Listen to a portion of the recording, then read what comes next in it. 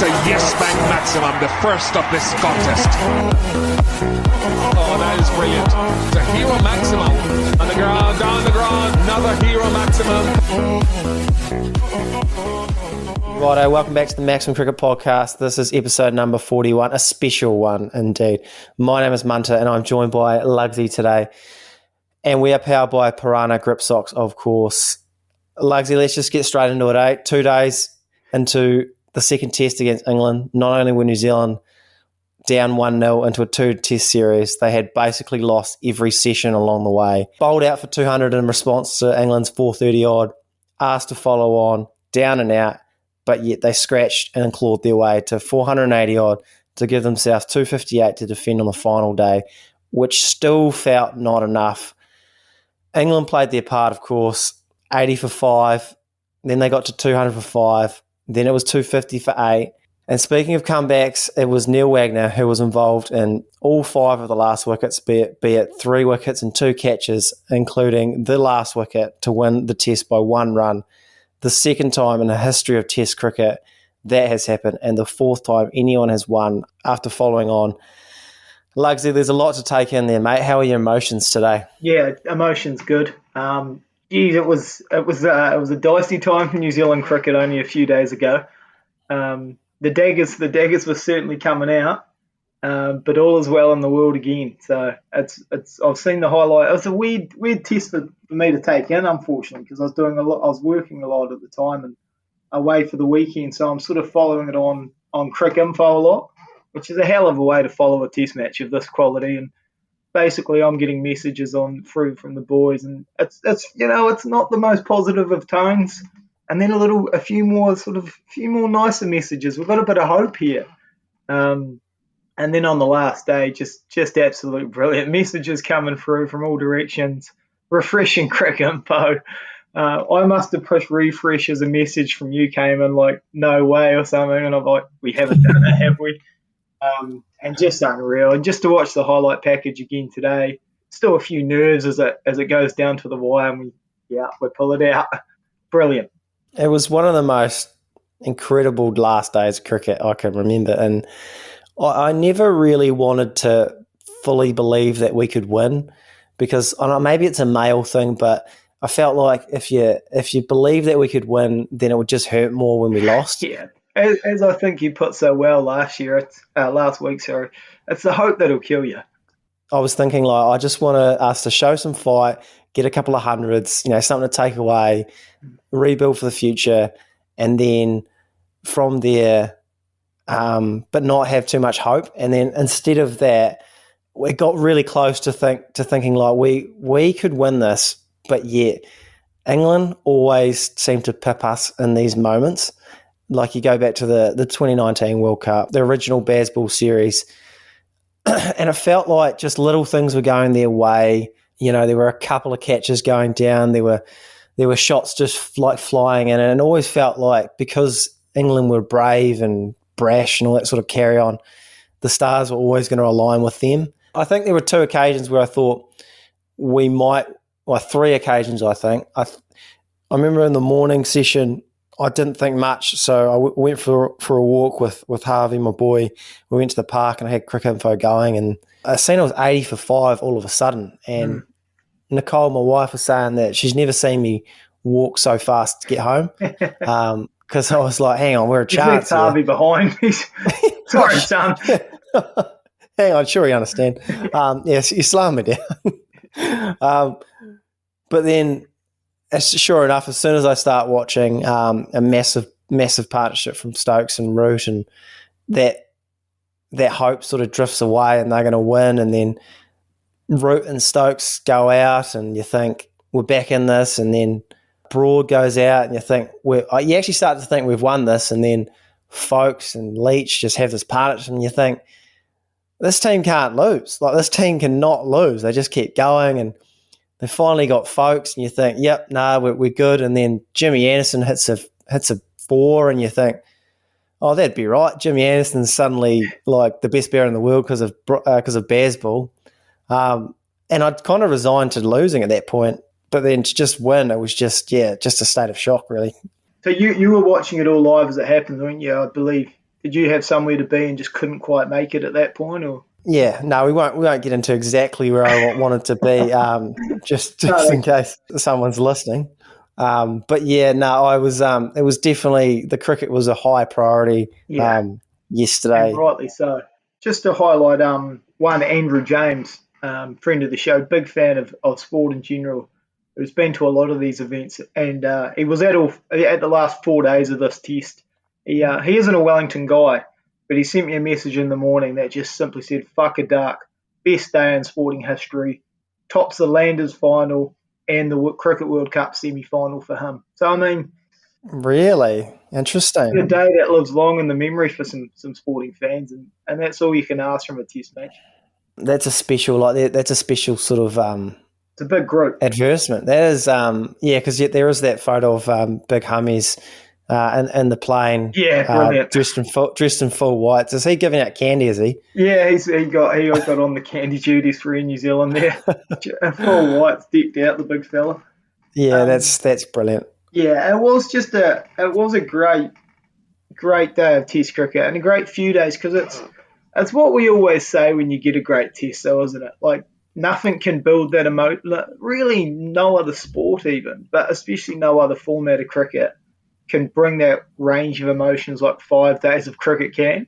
I mean, Test cricket, it's very flawed.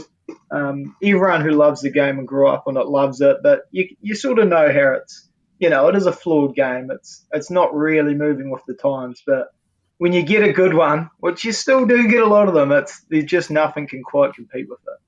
Yeah, it's the drama, it's the different storylines, it's the different characters along the way. It does remind you of a really good TV show or a trilogy or something like that, something that ropes you in, and the waves and flows of emotion, and then it peaks at the end, and there's developments. You look at the New Zealand batters; they were down and out, and they to actually get us into a position where we could even have a chance was incredible, and probably the biggest character development or the turnaround is Neil Wagner, who, I mean, we talk about comebacks. The first test, he bowled the second most expensive 10 over spell. He went at almost 10 and over. The first innings, it honestly felt like he was going to retire mid-game. I've never seen. And to be fair, Harry Brook is a special talent. We'll probably get to him later on, but to the way he was dispatching him down the ground and just taking apart that short ball plan, it was pretty special. So for him to just come back from that to bowl 11.2 overs unchanged, 3 for 38 in that second spell, bumper. He got Root, he got Stokes in consecutive overs. He got that last over, that last wicket, which is incredibly fitting. I mean, it's a massive turnaround. He's almost 37. Yeah. I mean, it's obviously he's not got many tests left in him, but it just shows when it's right, it's a special watch, Neil Wagner. He and I know you sort of made a joke. It was like he was going to retire there, but that is something with you. Sort of, I think the criticisms of Wagner are sort of fair, or even the criticism of the role they wanted him to play in that first test. Obviously, wanting him to swing the ball at some stages it's just not his go. But you can't underestimate his fight and his want, and his love for the game and his love to be in the contest. And it just seemed, as that game sort of got a bit tighter and tighter, and that going to that fourth innings, it was going to be very hard to get the ball out of his hands. And he was going to charge in for as many overs as they wanted. And even in the field, those two catches, I mean, good grabs, especially for a fast bowler, because an underestimated part of it, obviously, was when you're bowling, his mind would have been wandering to his next overs. Like, what am I going to do with the ball in the here in this next over? So to stay focused and take those grabs and then charge in again for us. I mean, as you say, there might not. There's a few guys that probably are on their not last league, sorry, but these are going to be more tests behind them than left anyway. So you just want them to get one more big moment. A lot of these guys deserve another big test victory. So it was great to get that. I mentioned, I think it was day 3 or day 4 when I did a review that, like, it was cool just to see the old firm just stand up that one more time. That Kane Williamson Wagner handshake in the changing rooms with their kids in it. I mean, that is an all-timer for me, photo. Yeah, it's a special photo. And it was because it's like all these players, Williamson, the Wagners, maybe Southey, like, I don't think they're not in peak form at the moment. Like, they're definitely on the decline. Like Williamson 100 as good as it was, it's not peak Williamson. It's not dominant Williamson. It's in the bubble Williamson. It's like, it reminded me of that. It kind of reminded me of that Tendulkar double ton at the SCG when he like took away his offside. Yeah, like it was sort of like Williamson was like, I'm only going to play a certain amount of shots and nothing can stop me. Yeah. Like, I'm just going to bat. I'm taking away all these risks, and it was a special knock because we needed all those runs, and Wagner the same. Like, I don't know how many more spells we'll get out of him, but just to at least see it one more time was pretty special. Yeah, I think with sort of Kane or a few of these guys, it's like it's just not as easy as it once was. Like, it doesn't look as easy as it once did.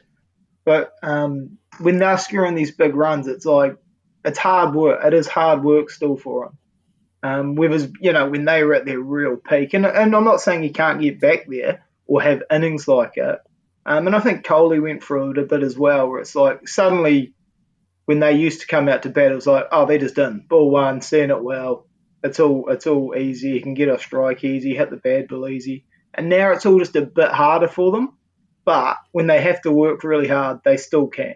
And they're still so talented. Yeah, I mean, like, we could spend quite a bit of time on Williamson and his career, and because, like, you look back at, like, I remember growing up in age group cricket because he was a year older than me, I think. There was rumours of this kid from Northern Districts that had like 30 tons by the age of 15 or something like that, and he had a nickname called God. It's hard to live up to. Like, that's up there with LeBron being the chosen one for me.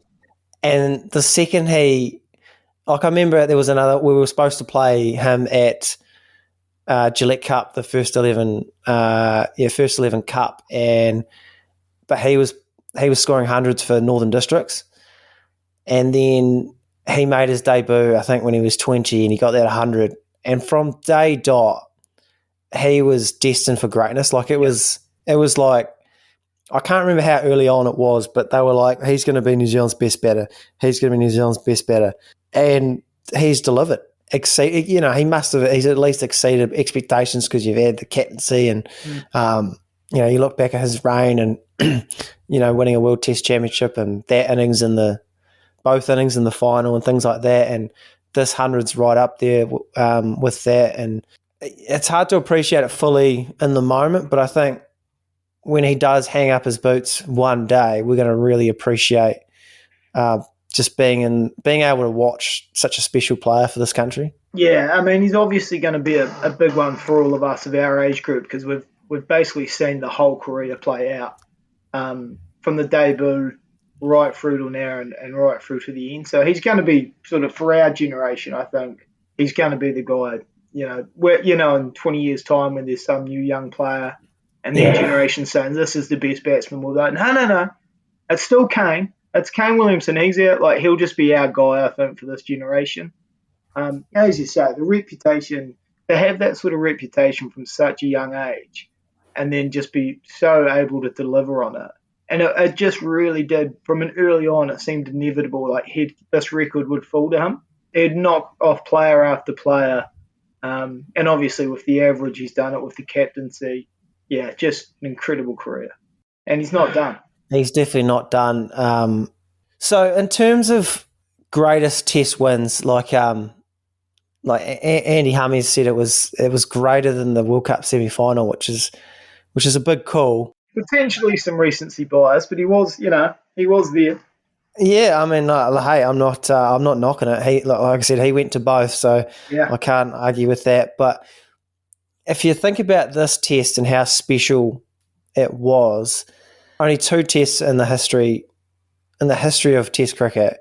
Almost 2,500 tests, and only two tests have finished with a one-run deficit, and this is one of them.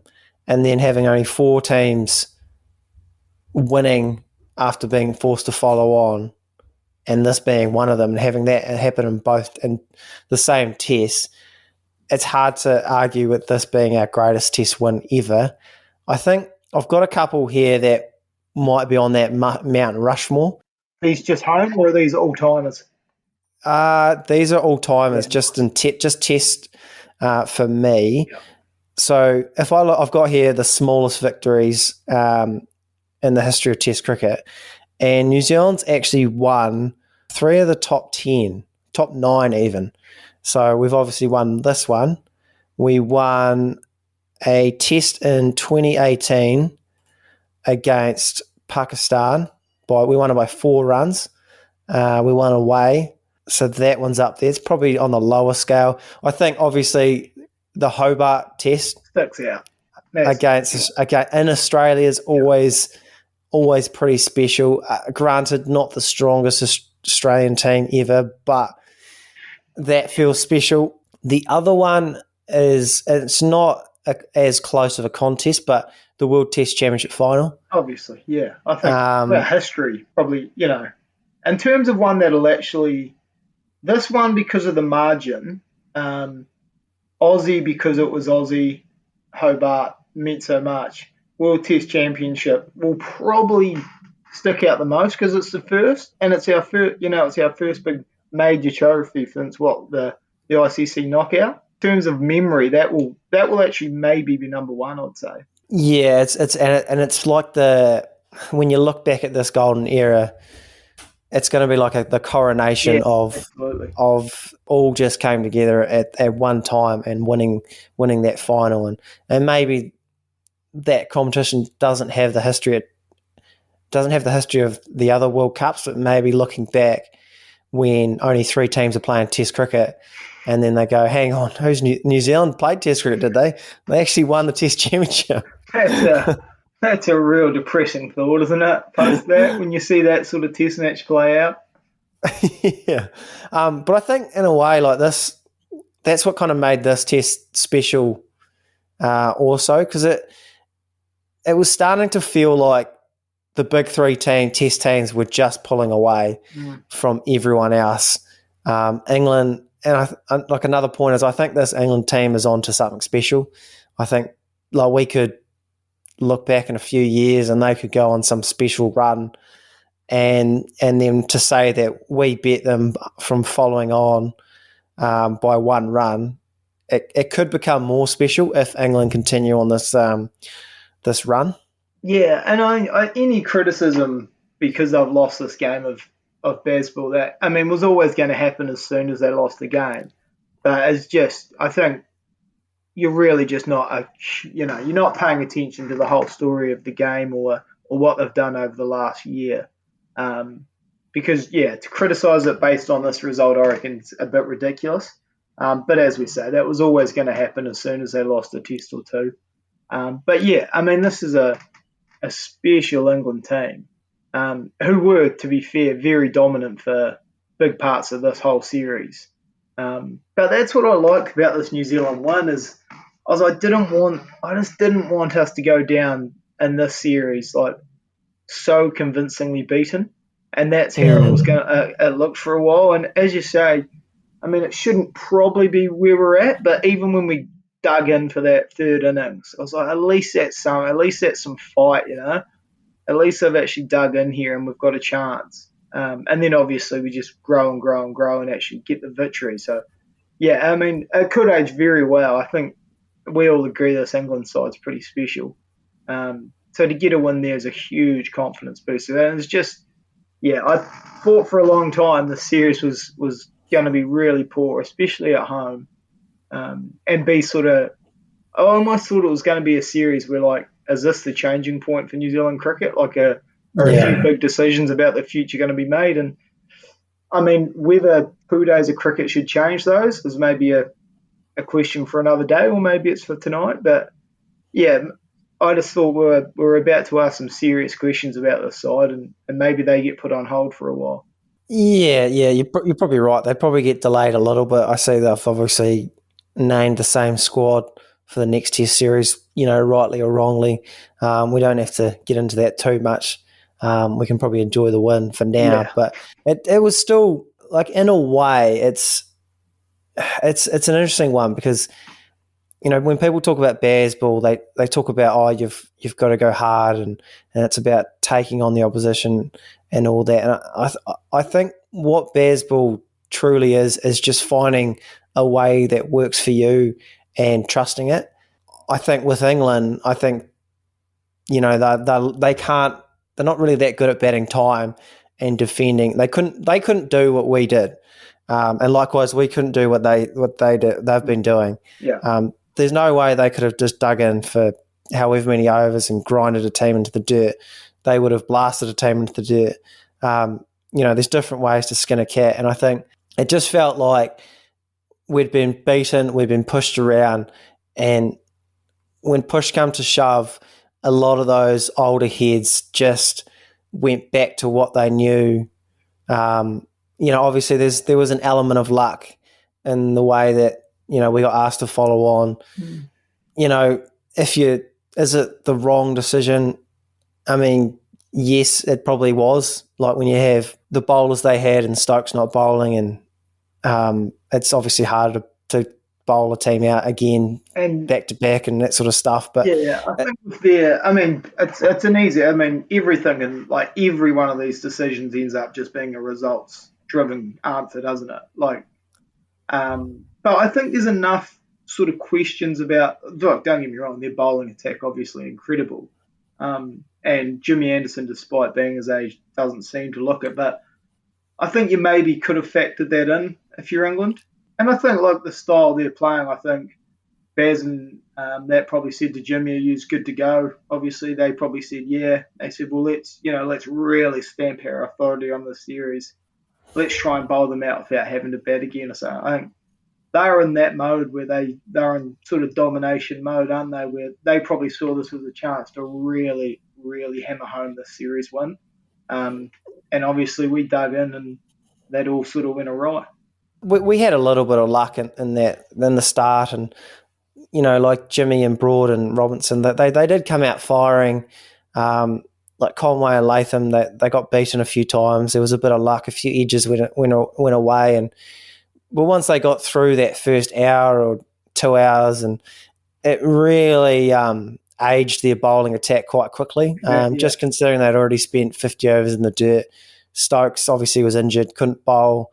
Another thing that was sort of strange decision to not give his bowlers a rest when he couldn't help them out. But I guess with Stokes, that's what you're going to get. He's going to gamble. He's going to take risks, and it's come off, 10 times out of 12, and every now and then he's going to get one wrong, and then, but even so, they only lost by 1 run. So, yeah, exactly. Like it's not, gave us a little bit of a sniff, and we took it. And they even, to be fair to them, they thought back as well. Like our lead probably should have been more, and I think that was like a bit of a, point where we actually were like, we're in the game here, and we sort of maybe let them off the hook slightly by maybe falling 40 or 50 more short. So their bowling was a bit of Jack Leach, and that they did fight back. I remember after day 3, so we were 200 for 3. Following on, we had that good day, and I think we were still behind by about 40 or 50, and I felt more confident then than I did after day 4 when we'd just lost about 4 wickets for 6 runs, and the Bracewell run out happened, and we sort of squandered felt like we squandered, like we had our chance and we blew it, and they were only chasing 258, and we thought, well, there's our chance, and it's gone. It's so funny, the mindset, like as you say, as a fan, because if we had to chase 258, I'd be like, geez, that's a lot. I don't know about this, boys. But yet when we're defending, we're like, it's not enough. It's not many. You just don't want to believe till you start really, really going. I think the thing that wasn't taken into account by anyone was perhaps this wasn't a normal wicket in New Zealand. Like a typical Wellington wicket, obviously there's a lot of grass on it, there's a bit of movement, and then it gets flatter and flatter and flatter, and it doesn't deteriorate. Yeah. It doesn't spin, and by day 5 it's like the best batting wicket. And this was like Stokes said it was one of the best wickets he's ever played on, and it really was. It had everything. It seemed and bounced for day 1, 2 and 3, and then day 4 was probably the flattest. It had a little bit of turn, and then day 5 you started to get a bit of variable bounce and a lot of turn. That lot of turn they were saying. So I'm not too sure if that's the weather or a different climate. Maybe there's a bit more heat in the air, or I'm not too sure. But that was seriously one of the best cricket wickets, and played a big part in this Test match. Yeah, and great from Stokes to shout that out as well, because it's so hard when you come off the back of a loss, and to still, So he was very gracious in defeat, I thought. Looks like the teams have a pretty good relationship. But yeah, as you say on the pitch, I think it's such a tough balance with Test cricket, because it should be the hardest form, and I think most people expect the first morning should be pretty hard. It should get a bit better, and then it should offer a result day, late day 4 and 5. I think everyone wants that, but it is very hard to produce those sort of pitches, because if you get it slightly wrong and it moves too much and it's real green early, then everyone blows up that it's too hard, and so it's just it is a tough balance. So I'm glad Stokes shouted that out to give them a bit of credit. Just on England, I guess that knee injury for Stokes is a little bit of a concern. He obviously he didn't look himself with the bat, and he obviously couldn't really bowl. It's happening a bit with Stokes as well, so it will be a concern, because he's quite often in these games looking sort of beat up, isn't he? Legs sort of limping everywhere, falling on the deck, and he sort of always fights through it, but it can't be a pleasing sight. It must be wearing him down, and I'm not too sure, because it does leave a big hole in that side, because he was playing that enforcer role, and without him, that attack, once it flattened out, became a lot easier to score off. They obviously relied a lot on Jack Leach, who did bowl well. He's also one of their batsmen that, despite what probably a more casual audience might think, he's one of their batsmen that is happy to dig in.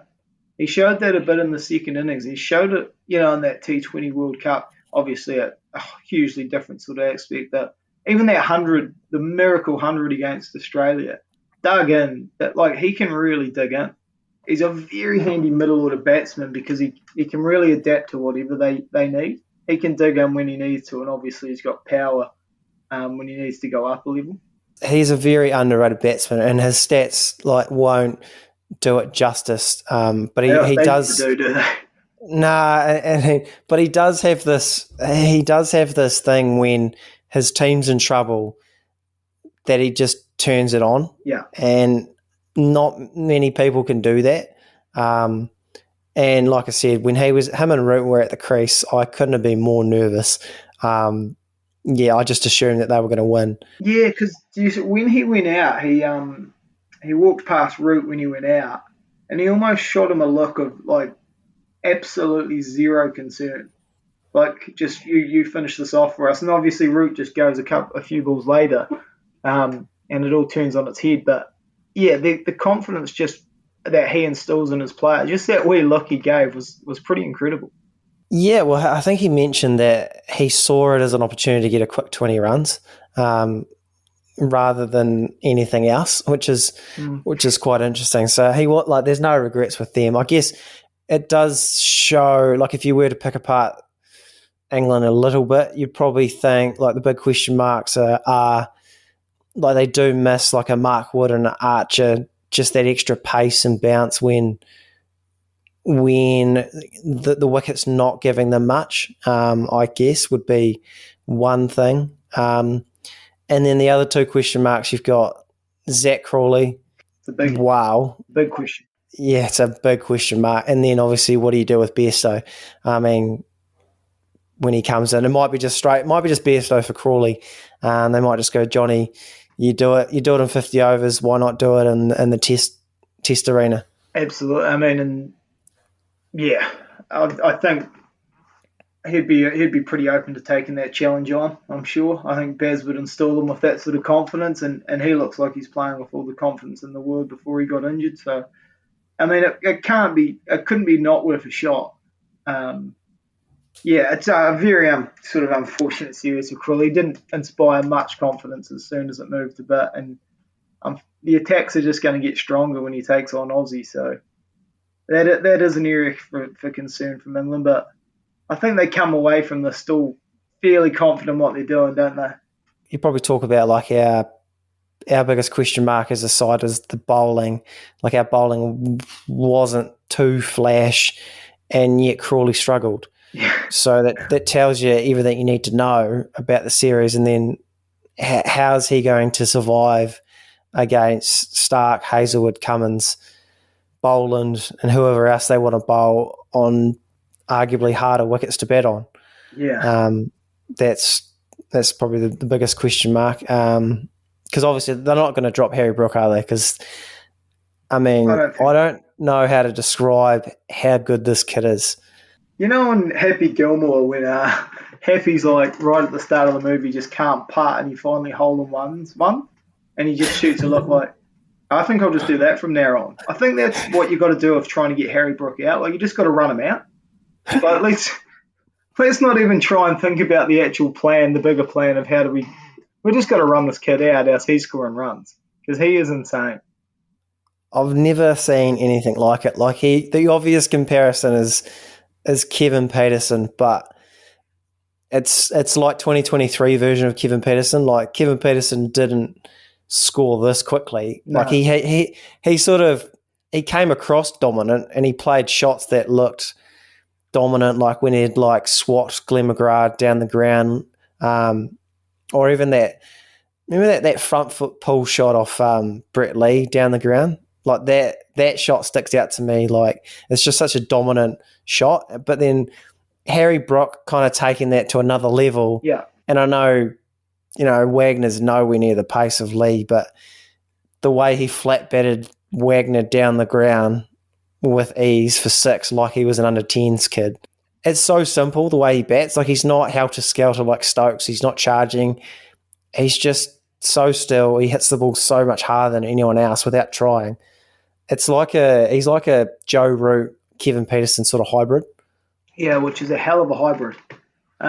Obviously still early on, and Aussie will be a great test for him, but you can only judge him on what he's done so far. And that first innings, obviously, the way they just took that game away from us on that first day was pretty incredible. From we start off all right, and then they win the first session from being 3 down early, and then just win the day with ease. And that's just on the back of Harry Brook and some of the shots he's playing. When backs against the wall, they want to. I guess they want to take the positive option, and that's what they did. And with his skill set, it's incredibly hard to get him out. Like unless you pay Joe Root to run him out every time, and you tell Joe Root, that Harry Brook guy's pretty good. I think he's the best player in the world. And yeah, Joe Root's like, I don't think so. But yeah, apart from that, I don't know what you do. Because as I say, he sort of has. I mean, it's very easy, as we've said a few times, like to just be like, all right, we're playing positive. But the skill set that a lot of these guys have got to play these shots, and he's probably obviously the best example of it at the moment. It's not just in case of, right, I'll have a whack. It's like he's unbelievably talented. Yeah, I think everyone has their own different modes. Like I think, like Ben Folkes is another example where he's obviously hell of a glovesman, and then he bats a different way, and he played quite a crucial knock towards the end there, and very close to being the hero. Yeah, and he'll probably get lost because obviously they lost, but his partnership with Leach it was quite impressive the way he dictated that run chase. I remember, when him and Leach come together, they needed, I think it was 42 or 43, a long way out. And from the get-go, he was going at 1 and over, so he would hit everything. He would hit it to a boundary rider, and the field spread, and he would say no, and then he would take a single off third or fourth ball, give us two balls at Leach, and then he'd do the same thing over and over again. And then he did that for about 7 or 8 overs. And bear in mind, the commentators were not impressed with this tactic. They said, "Oh, it's too far out." They always say you've got to trust your tailenders. I don't know why they always say that. No, they're in the tail for a reason, pal. I've got no trust in them. Yeah, it's working to perfection. He's sort of there's two things, like he's obviously ticking away. There's no rush. There's plenty. We've got all day, and he's also giving himself time at the wicket to get acclimatised. Yeah. And then when the time was right, he launched at Wagner. He hit a couple down the ground. He hit a couple of pull shots, and he just miscued one off Southey. I think Southey was a bit more of a surprise, but that was so like that's a different sort of style, and you don't always necessarily need to go, like you said, whack every ball. But that's why I think this England team has potential to be special, because they don't just play one way. They actually play different ways. They actually change their plans all the time.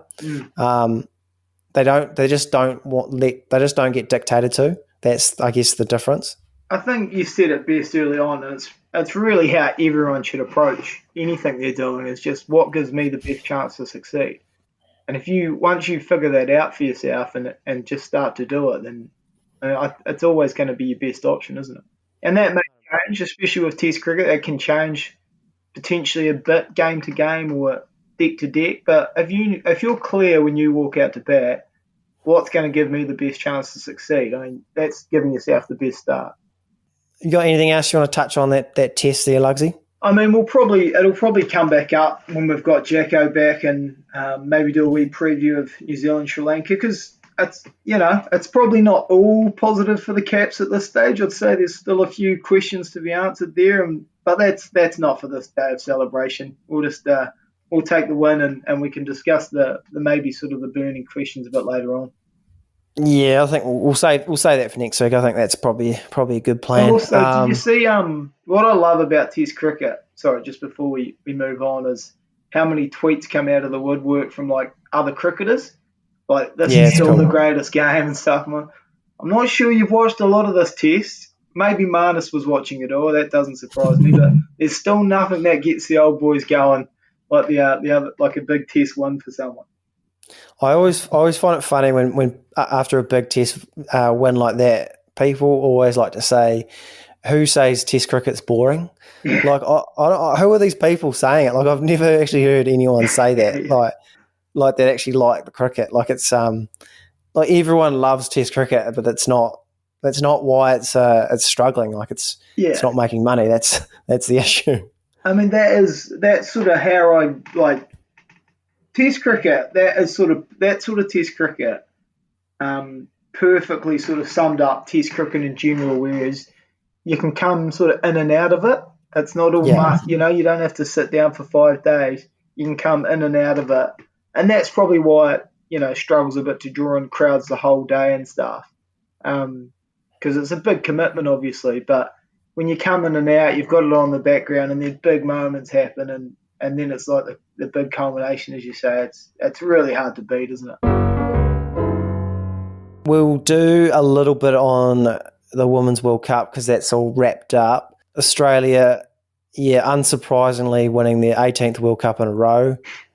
I think that might not be true, but it's actually believable. I don't know if there's been 18 World Cups, but maybe they're combining the T20s, because I had they had like Elise Perry's like all her wins. Do you see that photo? And it was just mental. Like, she's got like 10 trophies to her, like World Cup trophies to her name. Yeah, it's a lot, and they're so dominant, and they're so much better than than everyone else. It's not funny. I mean, they actually, to be fair, they probably should have lost that semi-final against India, which would have been quite interesting. India needed 40 off 33, 6 wickets in hand. Yeah. The Indian skipper jogged back for 2, got her bat stuck in the ground and got run out. And then obviously they shit the bed after that. And then the best part is she described herself as unlucky instead of just poor running. That's exactly what happens though when a team's dominant like that. Like, everyone's waiting for this weird moment that favours the big guns, you know? And I think obviously what Australia have for themselves at the moment is that aura where there's so few teams in that women's game, I think, that believe they can genuinely beat them. And I think Australia just doesn't think they can, well, you know, they'll try. But they must go into every game so confident. Like, that things are going to work. They'll never, you know, say die because they believe from anywhere they can win because they've just done it for so long now. Yeah, it kind of reminds me a little bit of when the All Blacks used to be dominant ages ago. Been a while since that. But, when the All Blacks used to be quite dominant and maybe they'd have a slow start and another team would get ahead. But it always felt inevitable that they were coming. Yeah. And they would always probably win. There'd be like, the other team would make some uncharacteristic mistakes. Yeah. And there'd be some issues. Like it's almost like you have a bit of like imposter syndrome. Like, I don't feel comfortable in the lead or winning against this team. Like, it doesn't sit right with me. It also like reminds me a bit of like the golf course when like if you get a birdie early or if you have a good start on the course, it feels like the other shoe's going to drop at some point. Like your actual skill level's coming, and you're going to shit the bed at some point. And I think that's what happened to India. Yeah, and I think it is. It's probably hard for us, as fans, to know where to put a side like Australia, because are they just so much? Are these teams not great sides, and they happen to be a really great side? And they're putting them away, or a team's also really, really good, and this Aussie team just happens to be like elite. Like, it's hard because when you expect a team to win, you sort of, when they do it, you don't give them that credit of when it's like an open tournament. Because it's hard. They probably don't get the credit that they deserve because they're just insanely dominant.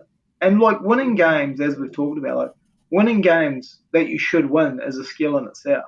Yeah, and like it's definitely winning games when you're behind. But I guess it's a tough one because you can only judge them against their peers, and they've been so dominant. But I guess it's kind of like, because obviously the women's game's starting to sort of take off with the Women's Premier League and that sort of stuff. And I think Australia were just probably earlier to full-on professionalism than anyone else. When they started giving out full contracts, and they're actually they're actually genuine athletes and flying around, and they've got rocket arms, and they've got power and things like that, and it's filtering through. Like they could probably field 2 teams and things like that. Kind of similar to the Australian men's team of the late 90s, early 2000s. Like they probably just had a bit more professionalism than a lot of other nations, and they were ahead of it than anyone else. And I think that's probably what it comes down to. Yeah, no, 100%. The other highlight was the fastest women's delivery was bowled, 128 Ks. So that's a good highlight of the tournament. And I must say, that's actually sharp. And that would probably get me out. So there you go. And as I said to you earlier, I've completely made this up because I swore there was a lady growing up that was bowling 140s. So I don't know what I was watching when I was a 9 or 10-year-old, or maybe Mum was just trying to support the women's game and telling me it was happening. I don't know, but I think there's a bit of Chinese whispers going on because, like I said to you when I was a wee nipper, so Form 3, what's that? Year 7? No, Year 9. That's right, Year 9 nowadays. So a Year 9, and I was playing for Otago boys, and we were playing Otago girls first 11, which had a year 13 Susie Bates, and by this time she was like a white fern. She was definitely in the sparks, and it was a big deal for us nippers. We thought, wow, we got to basically playing against a professional cricketer, and a producer Gav actually got 80 in that game. So he's a good player. He's a good player. That was the end of his career, just quietly. But but I remember we were talking about Susie Bates. She bowls 125 clicks. She's rapid. Obviously, wasn't the case. Not quite that quick. Not quite the quick, but especially if we were that age, that was my experience. She pumped us. I think she got 100, which was just nice. One of many to follow. Yep, one of many to follow. So we'll probably discuss that at another time as well. Just the sort of the career she's had, and that's they're probably at a similar point with the Black Caps in a way where it's going to be the changing of the guard pretty soon with a couple of their bigger guns. Probably not far away from moving on. Yeah. I mean, it's been a pretty disappointing couple of campaigns for the White Ferns. It does feel like it's probably going to get a little worse before it gets better. I mean, their bowling's okay, but they do really rely on like the legends Susie Bates and Sophie Devine and young Mealy Kerr. I've gone on record as saying she will be our greatest ever White Fern. Not to put any pressure on her. At a young age, but I think she'll be our greatest ever. I think that's a fair statement because Susie would be the best right now, isn't she? Yeah, there's Debbie Hockler. There's a few sort of from the glory days, the World Cup winning side, but maybe we need to break that down. But I reckon Mealy Kerr, would she be New Zealand's best all rounder?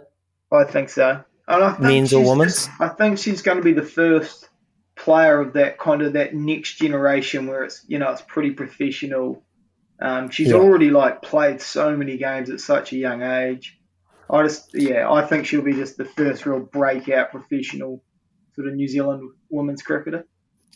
Yeah, and it feels like we've got a bit of catching up. Obviously, New Zealand cricket have been quite late to the party with contracts and things like that, and in a few years' time, hopefully that pays dividends and we can compete at the top level again. Do you want to move on to our PYRANHA proposal? Yeah.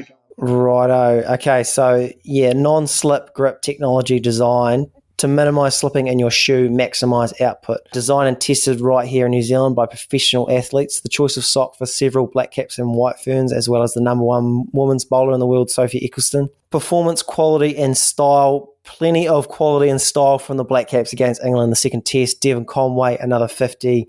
Tom Blunder continued his ascension as, I would say, he's pretty close to the number one keeper batter in the world with another valuable knock. And I think you'll find Harry Brook and even Joe Root had a pair of piranhas during their big knocks. Very cunning plan by the big boss at PYRANHA, I will say. So if you do want 20% off your next pair of piranhas, chuck in the code TMC20. Help PYRANHA, help us. Lugsy, you've been teasing this proposal. You've been doing some late research. What are you running? We full. I apologise to PYRANHA that they have to be involved in this, but we're just going to get a bit wacky because I was trying to think of the World Cup, what's the ODI World Cup and what's around the corner and how we could go there. And I'm going to come to you as Pakistan. Okay. And let me tell you, we're desperate to win this World Cup. It's in India. They're our greatest rival. We want this badly. We sort of came on the map as an ODI team many years ago, and we want to go back to the glory days. And that T20 loss stung, and we need to get our hands on our trophy. And we sort of think the time's now. It's got to be now. So we're sort of going like most NBA teams do these days, and we're giving up the future for right now. We're coming to you, Australia, and we think this World Cup to you is sort of we don't think you're a chance. We apologise. We don't want to be rude as we're trying to make this. But we really don't think you're going to bring a lot to the table in India. And we think you need to sacrifice this World Cup. So we want to take Zamps off your hands. We'll take Zamps off your hands. We as Pakistan, we think we've got a lot covered here. But we need a good spin bowling. We probably need a bit of power. So we want Cam Green as well. Jesus. And we're What are you contemplating offering? if we want sort of someone like Steve Smith to boot. But we'll just stick with them too. And what we're offering for this World Cup is zilch, is nothing. Our team's pretty quick. But we are giving, for any future World Cup, we'll give up 3 future picks. So you can take anything you like from us for the next T20 World Cup or next ODI Cup. But we want to gut your side for this one because we think it's win now for us or bust. I mean, I don't know how the salaries match if we were just going to do picks. Someone's going probably going to need some players. I'm surprised you want Zamps when you've got Shadab Khan. We think 2 spinners are going to be crucial. And you're going to go 2 spinners? Okay. Right. Okay. Well, I'm going to need, I think, so what do you want Cam Green and you want Zamps? Yeah. And we're not going to, for this World Cup, we're not willing to give up anything. But we are willing to give up a player or 2 for the future. Look, we're offering. You can have Bubba for the next one because we'll win this one. We'll win now. What if we could have a player for the Ashes? We can talk. The thing that you guys want the most is the World Cup, right? Well, the thing that we want the most is the Ashes. Yeah. Okay, so what if we can grab one of your Test players? Like your Test team is a shambles. Let's be honest. Yeah. Like, I don't want to turn the tables on. Like, we don't want to just say each other's teams are shit, but it's called a spade, and like that Test team's not going anywhere anytime soon. Whereas we've got a big couple of tests coming up. This is just, I don't know what this series is in India, but we've got a World Test Championship. We've got 5 tests against Baseball. So I'm trying to think what we might need. We're going to need a new opener because I think Warner's probably. I mean, he's definitely on the outer. We didn't want to mention that to you, but I'm glad you see that too because he's struggling. Yeah, he can't see it. So we're going to want another opening batter, I think. Or let's take Bubba, and we're going to put Marnus up top. So let's take Bubba. What else do we want? I think bowling's covered. I think you're asking. I think we need to know him better. Okay, we'll take Bubba Azam for the Ashes. You only get Cam Green for the World Cup, eh? We keep him for the Ashes. Yeah, we just want Green and Zamps. We want power and we want an extra spinner because then we think we're pretty sweet. Okay, let's say that we'll have Bubba Azam for the Ashes. Yeah, and you can have Cam Green and Zampa for the World Cup. I'd be very happy to do a deal. Righto, we'll call it into the league. There's a few other teams not happy, but yeah, this is to work out. This is a real loophole in the trade system for sure. We'll get on track with a more straight up one next week, but I wanted to get a bit wacky on a Wednesday. Yeah, it's all right. These things happen. Righto, that's us for another week. Thank you to our patrons. Thank you to everyone who rates and reviews and gets us noticed to other listeners. Thank you to all the other listeners out there. Thank you to Lugsy, and most importantly, thank you, Neil Wagner, for completing one of the greatest comebacks of all time, both personally and for our caps. Catch you next time. Beautiful.